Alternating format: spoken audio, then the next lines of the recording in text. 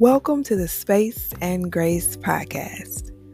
I am your host, Tanisha Harris, and I am your CHEO, Chief Honesty and Encouragement Officer. Here at Space and Grace, we focus on healing, laughing, thriving, and loving. And we do that by granting ourselves and others the space and grace to evolve in very practical ways. Y'all ready? Let's do this.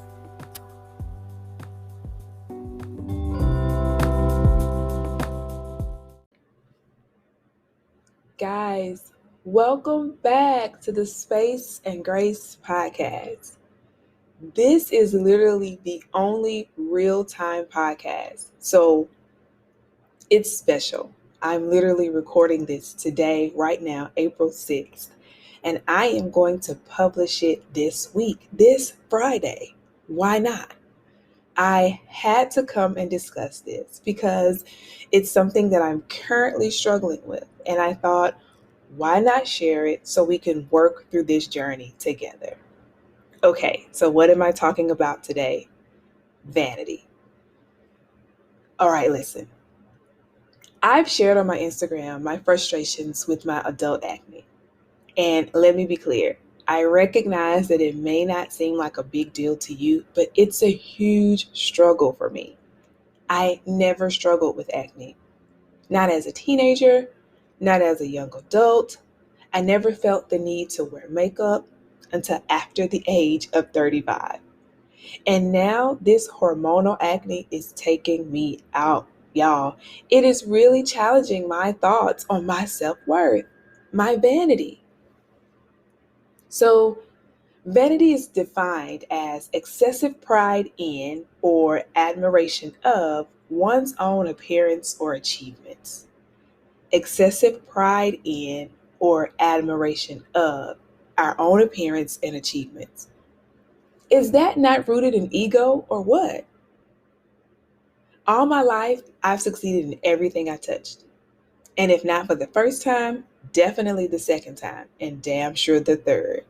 I never had to complete things more than 3 times. I never felt like I wasn't beautiful or needed to change myself to feel worthy.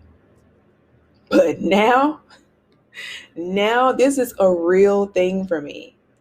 So I wanted to share examples of my vanity and the ways I'm navigating them, but I want to talk about how I think I arrived in this space. And I think there are 3 issues that has happened throughout my adult life, and I think they've contributed to this new challenge. So the first one, my self-confidence has been rooted in other people's ideas of me.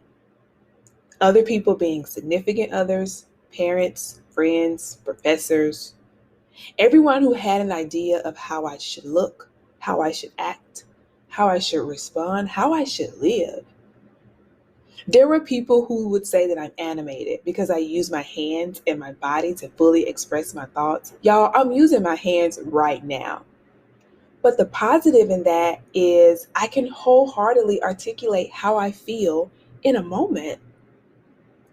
Or people who said I was too caring, too tender, because I want everyone to love, not be best friends and not like everybody. I get it, but to love each other, to give others space and grace to be themselves. You see what I did there? Space and grace. What about comparing myself with other women? I've always been the thickest out of my friend groups. Always. I've always had plump lips, thick thighs, and a booty. I just have. But society goes through phases of the types of women they deem significant. And I never felt I was one of those women. And now social media. I didn't grow up with social media, but it has definitely been a part of my adult life. I mean, we had MySpace, but now comparison is so easy.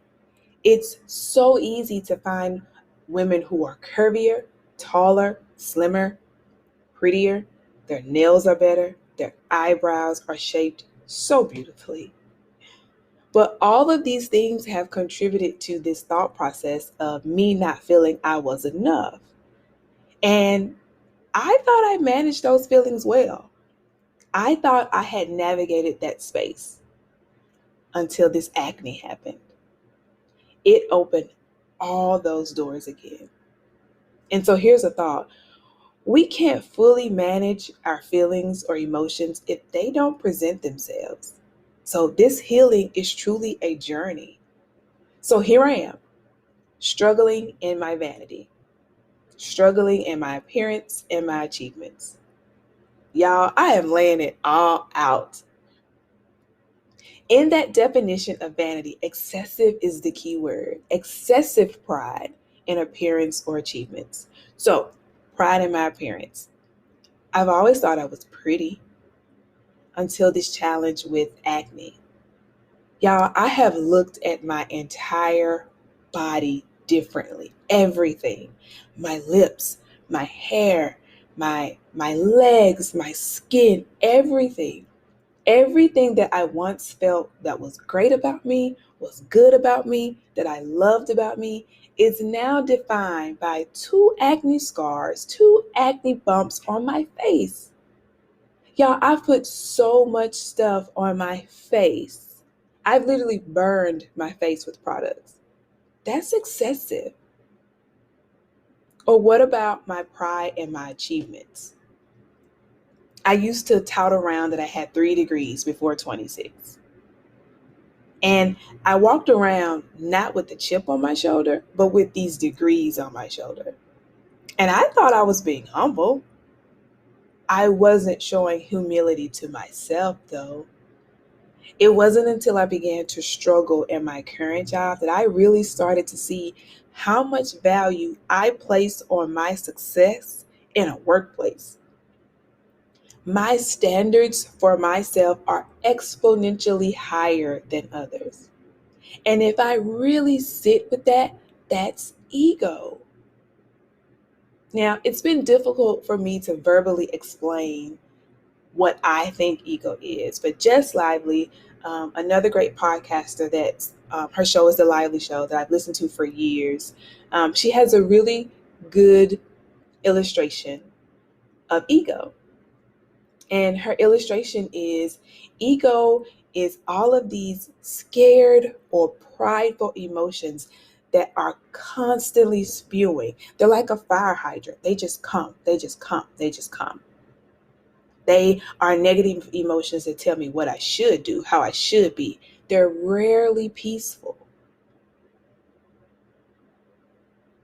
And then the opposite of that is what she calls her gut, what she calls her spirit or intuition, what I call my relationship with God, my soul, is this dry, calm place.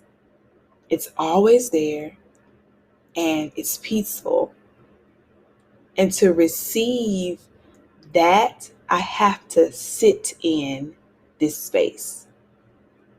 So if you were to ask me, why is this bothering me so much? Why is this acne, this vanity bothering me so much? If I were to sit in that space, if I were to reflect with God in that space, I could tell you.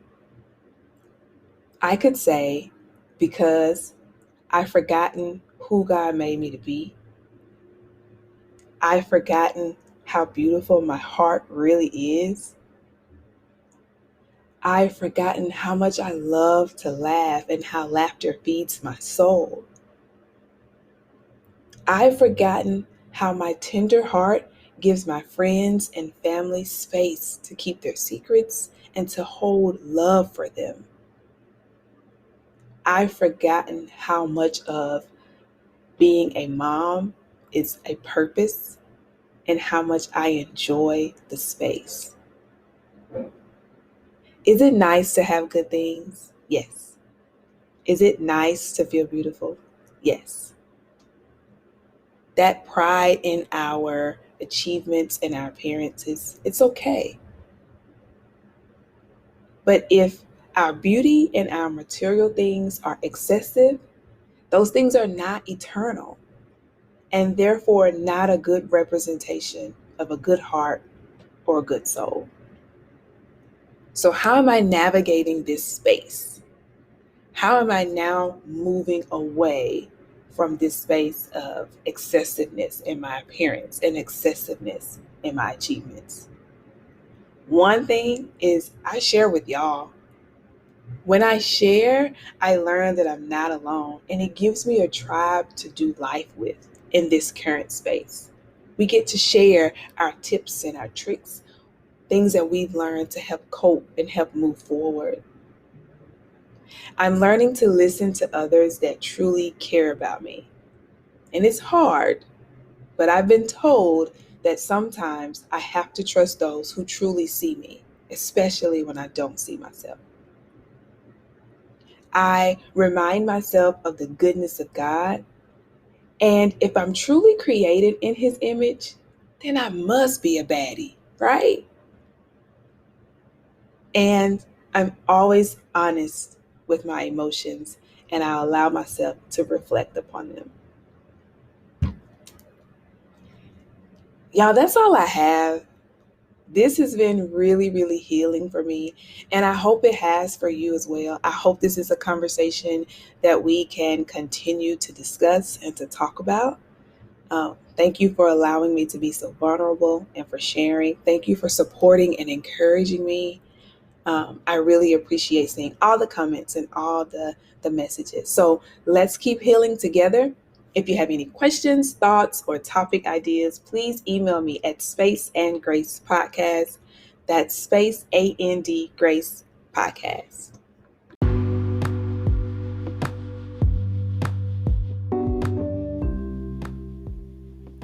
So that's it, guys.